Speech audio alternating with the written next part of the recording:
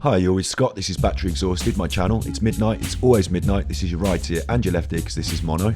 This video was going to be 5 sports stars who fell victim to depression, but after all the time I spent researching and editing the first 2, I thought I'd just get this video done and put it out there. This video is not supposed to be depressing in itself. I'm hopefully going to show that even people at the top of their game with the world at their feet can succumb to depression. Paul Gascoigne, Gazza. Paul Gascoigne had a gift for football. He also grew up in a town that loves the game. In Newcastle, in the northeast of England, everyone supports the Magpies. In Newcastle, football's up there with religion. Newcastle's also a pocket of culture, where some people drink to excess and dress or undress with scant regard to the freezing temperatures. As a young player, his promise was noticed. He went from schoolboy fan to first team legend. Not only a hero at his club, Paul and his generation seemed to offer a new hope for the future of football in England.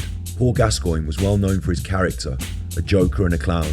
Gazza was never malicious. He was like a big drunken puppy that everyone seemed to love because he played like every child dreams of being able to and larked about like a teenager.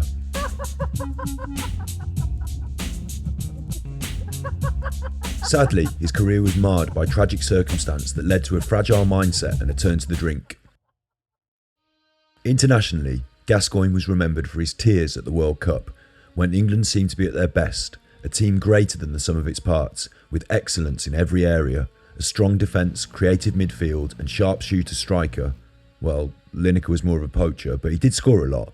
Anyway, Paul was part of this great team with a big dream, and he seemed to help everyone to relax and play their best, keeping spirits high with his off-field antics. The serious pressure of waiting to play important World Cup games was negated by the down-to-earth and playful Paul Gascoigne. He was a star, but he was the boy next door made good. In the 1990 World Cup, England had to face Germany in the semi-finals, and to beat the Germans and to progress to the final in the modern era meant everything to the English. Never has a football match meant so much to so many. The old FIFA rules concerning the collection of yellow cards in matches meant that when Paul was booked for a fairly innocent challenge in the semi-final, he would be forced to miss the final were England to make it. He'd picked up a previous yellow in the first elimination stage. His whole life he'd dreamed of this journey, and to be booked meant to be banned for a nothing tackle. The boy wonder was left wondering where it had gone wrong. He played on magnificently, but England eventually lost one of the most well-remembered penalty shootouts in football history. And after this game, the cup final, the 1991 FA Cup final, Gascoigne had moved from his boyhood club Newcastle to title contenders Tottenham. He spurred on Tottenham by scoring in the semi-finals, and they beat rivals Arsenal to make the Wembley final of the FA Cup. Facing Nottingham Forest, they were favourites to win. This would be a triumphant farewell for Gascoigne, who was playing his last game for Tottenham before an imminent transfer to Italy. The game did not go to plan though. Gascoigne by all accounts had a bad start to the game. He seemed to be full of nervous energy, running the field and attempting to win the ball in all areas of the park. He put in 2 rash tackles before this horrible mistimed attempt to win the ball, took out Gary Charles and crocked himself too. The knee injury put Gascoigne out of the cup final, which Tottenham did go on to win. But worse than missing the game, Gascoigne required extensive treatment and a long recovery process. He'd be out the game for a year. Some say this was an end to the glory days for Paul. He did return to football to play for Lazio in Italy, before returning to Britain to win trophies with Rangers. Many English football fans still felt a sense of pride when it came to Paul Gascoigne, but it was tainted with regret that we never really saw the best of him. We never really saw him realise his full potential. In another world, somewhere, in an alternative universe, he probably won the World Cup in Italy before going on to lead club and country to success after success.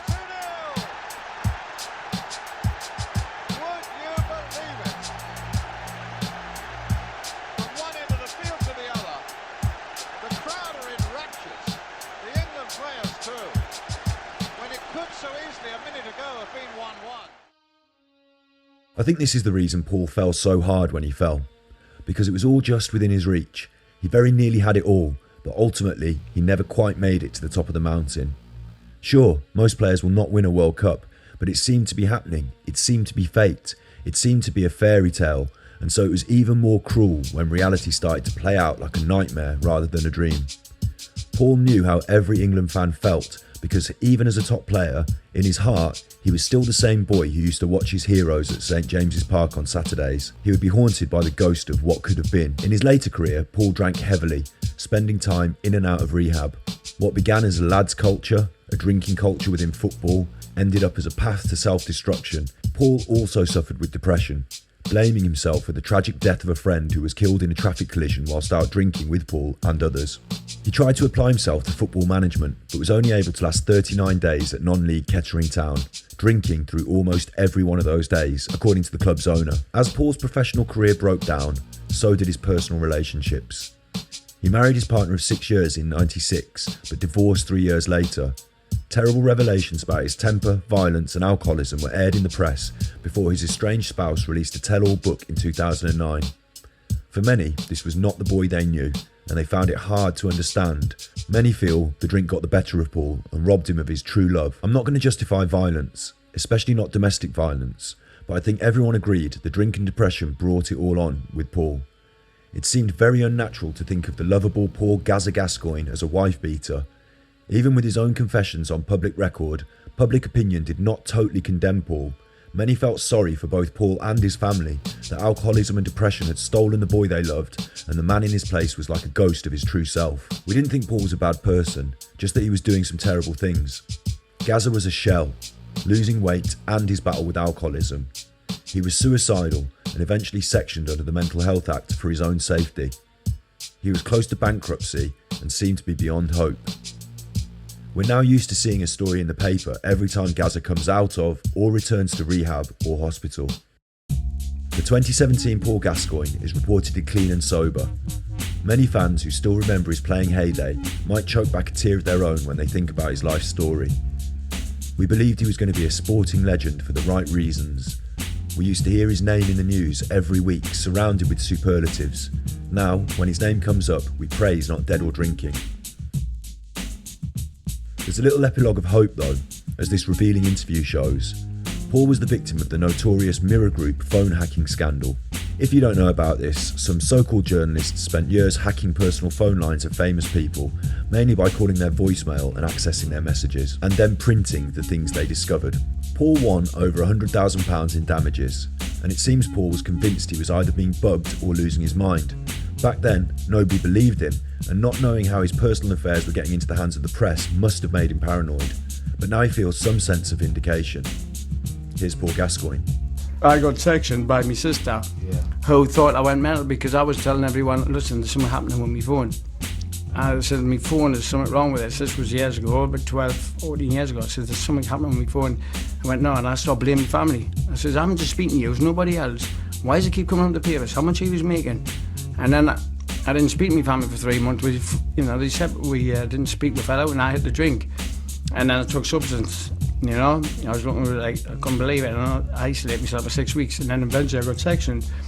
And then eventually when I found out I was hacked, my family apologised and I went, okay, and I shouldn't have done that. And it was good that I got sectioned, People say I've been drinking hard all my life, It's not the case. It's just like I don't want to drink. I don't like it. It's just when it comes on. I think it's a fact. When it comes on again, it's just speak to my sponsor, Steve Spiegel, or speak to someone, and just don't pick up. It's quite simple, really. Just don't pick up, because it's not the drinking side. It's not fun for me anymore.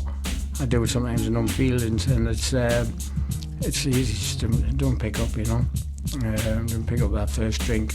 Because it's not the drink when I'm drinking, it's actually the consequences when I stop and going, wow, look at that, look at the state I was in, and how many people are upset this time, Well, mostly it's me that are upset, because I see the benefits when I'm not drinking, You get to see the real Gazza.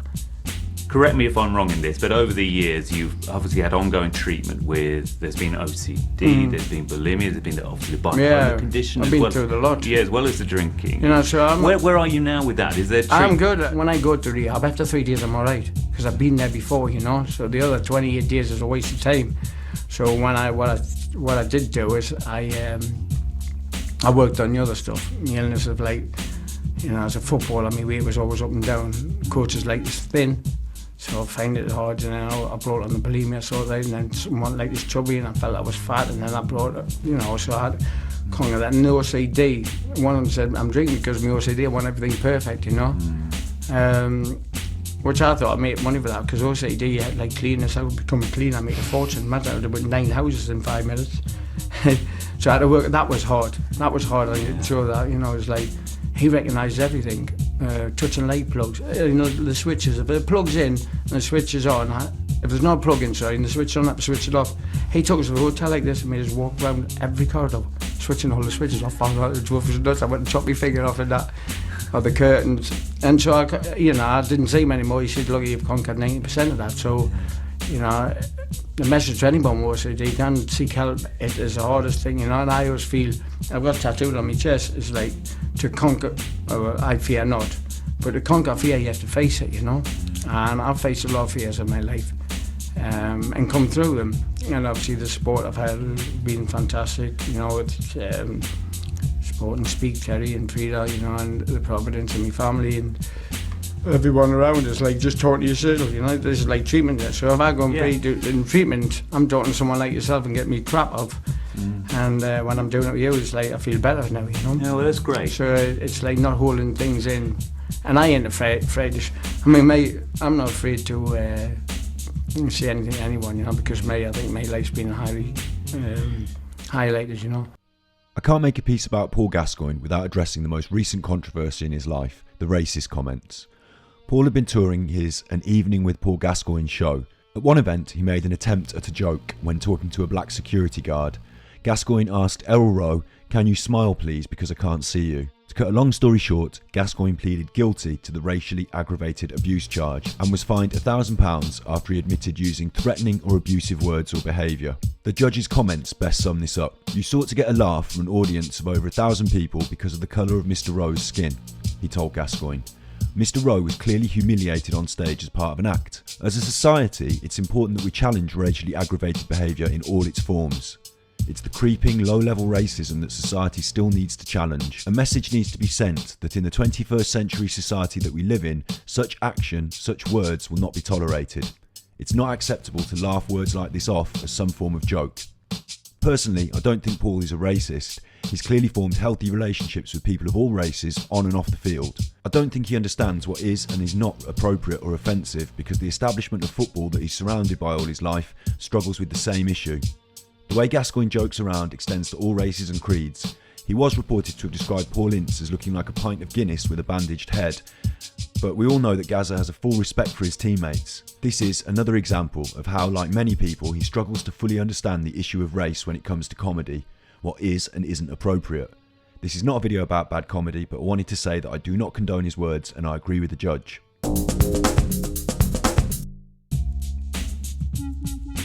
Tyson Fury. Tyson Fury. Coming from a gypsy family in the UK is not easy. The gypsy community places high value on family ties and they live to their own honour code, quite separate from the culture and law of the land. Examples of how this can be problematic would be the apparent acceptance of low literacy levels as mainstream education is not high on the agenda and resolving disputes with semi-organised violence. Gypsy boys are taught to fight from an early age and will use their skills to settle arguments as well as to earn money from prize fighting. So with the difficulty fitting into mainstream education and a society that operates on a different set of norms looking down on you, to rise to become one of the biggest names in world sport is quite a remarkable feat. Tyson Fury was born in 1988 and it was father John Fury who called him Tyson, despite being several weeks premature and dangerously underweight, as he dreamed his son would one day become heavyweight champion of the world. 30 years later, and Tyson was making good on this prediction. A giant of a man with an unorthodox gypsy fighting style, Tyson made waves on his way to the top with his antics in and out of the ring. Always the showman, Tyson often took the opportunity to sing to his wife after a fight, and once turned up to a press conference as Batman. In this video, I'm using loads of different clips, but I want to highlight YouTubers IFL for their boxing content and interviews. In his early career, Tyson boxed for both England and Ireland as an amateur. He won a bronze medal at the IEBA Youth World Boxing Championships in 2006. He missed out on British Olympic selection in 2008, and Tyson felt he deserved the place, citing prejudice against gypsies as the deciding factor when it came to the final selection. So instead, Tyson turned pro, demolishing his first opponent in the opening round.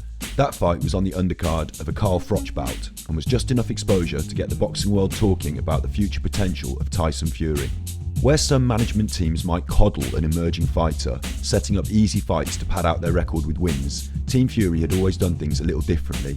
Peter Fury, Tyson's uncle, is also his trainer and believes in building his fighters by giving them tests and tough opposition. Tyson learned the tricks of his trade in his early fights, and after winning the English heavyweight title, he went on to face a dangerous Derek Chisora for the Commonwealth belt. By all accounts, Tyson outclassed Chisora in a grueling bout. He had to take heavy punches but came back with stylish volleys to edge the fight. This was 2 years before Anthony Joshua entered the professional game, and Tyson Fury was poised to become the biggest name in British boxing. He had eyes on the world prize. Tyson continued to win fights and belts. He took the Irish heavyweight title. He beat Martin Rogan left-handed in the southpaw stance, adding another trick to his playbook. It was clear Team Fury were building their fights to handle any eventuality and the varied styles he would be forced to face if he wanted to be a world champion. Tyson kept winning, and after he took the WBO Intercontinental belt, it looked like he was forging a path to a world title fight. He still felt things were against him though. Peter Fury, his trainer, said he would have to put himself in the frame for title shots by becoming the mandatory challenger. They felt that Vladimir Klitschko, the long-reigning and unified champion, was unlikely to give Tyson a shot at the belts. They needed to force the issue by making Tyson the #1 challenger. Tyson took the bull by the horns and fought serious fights to get the ranking, dispatching Derek Chisora a second time and gaining an important win over Christian Hammer. Then finally, the Klitschko fight came his way. Tyson would have to travel to Germany to attempt to dethrone the champion. The build-up to this fight was probably as entertaining as the bout itself.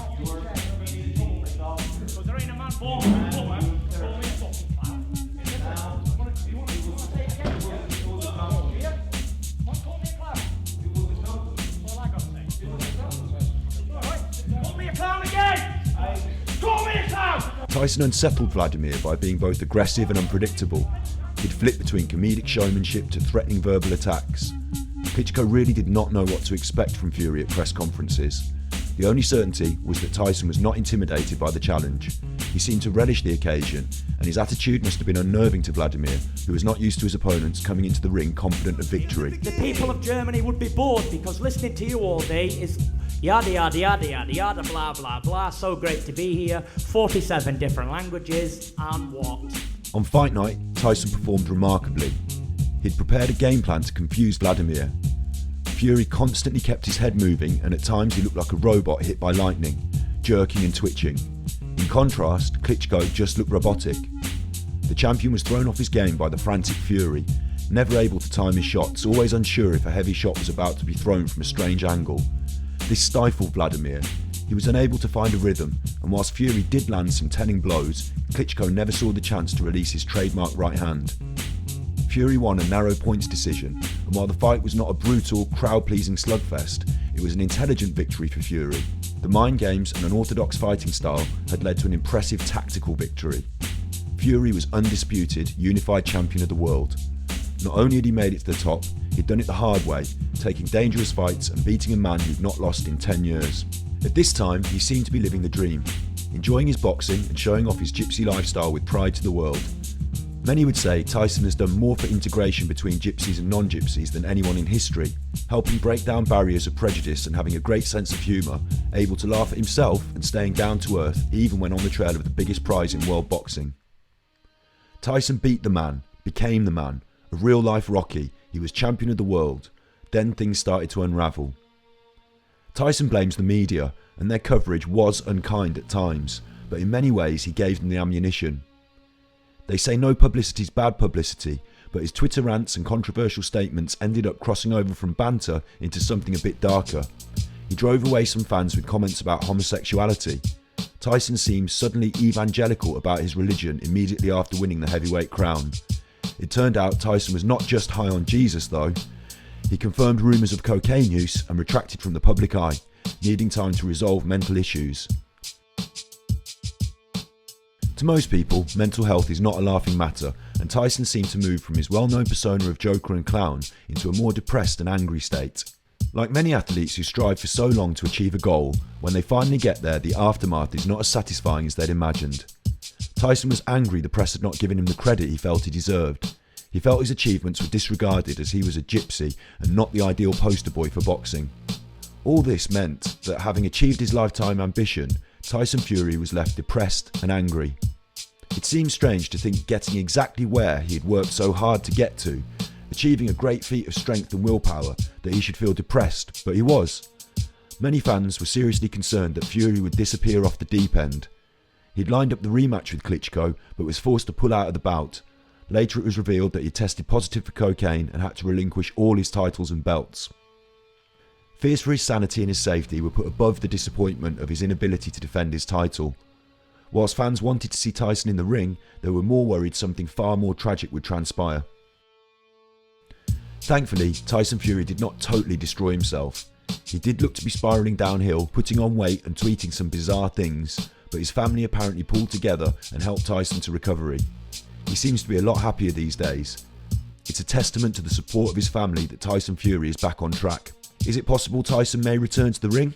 He does seem to have been on a more positive path recently, but his realisation of a lifelong dream was bittersweet. He may not have a taste for more. Most importantly, will Tyson Fury win his fight with depression? Even the biggest and strongest find life hard.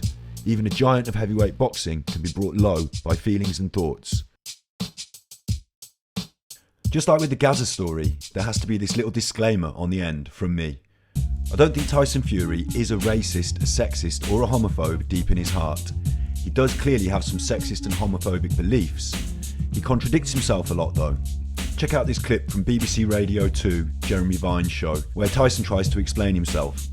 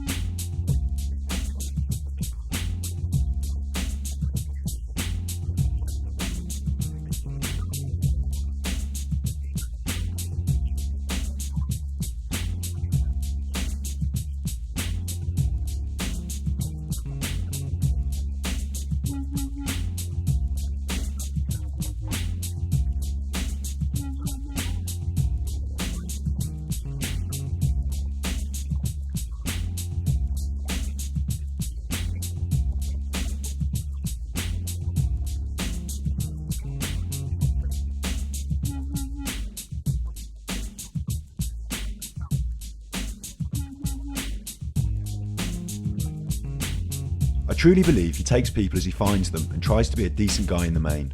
However, Tyson Fury is a gypsy and he was raised in a different culture to the mainstream, and his off-colour comments represent the values and norms of gypsy culture. If anything, Tyson seems as confused as the next evangelical Catholic gypsy heavyweight champion of the world. I hope you enjoyed this video. Let me know what you think in the comments. Hit like, subscribe, come around my house and attempt to ride my dog like a tiny horse, but be aware he will bite you. If this video has made you think differently about depression, you might want to contact Mind in the UK. Not only do they offer support and advice if you feel you may be suffering from any mental illness, from stress to suicidal thoughts, they're always looking for volunteers. All the media I use is in the public sphere through public media and comes under fair use. Be good, my little Pukkos. Be good.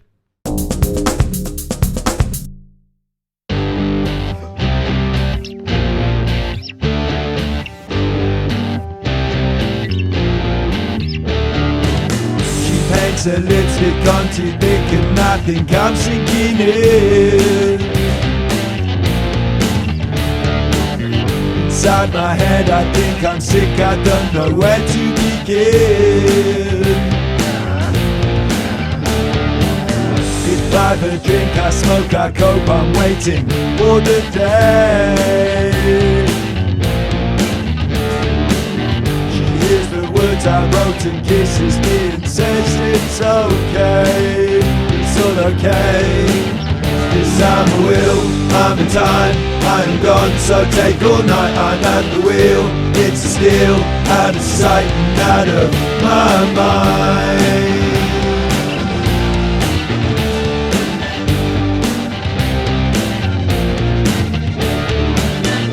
Dresses down around me, I still think that she's real neat.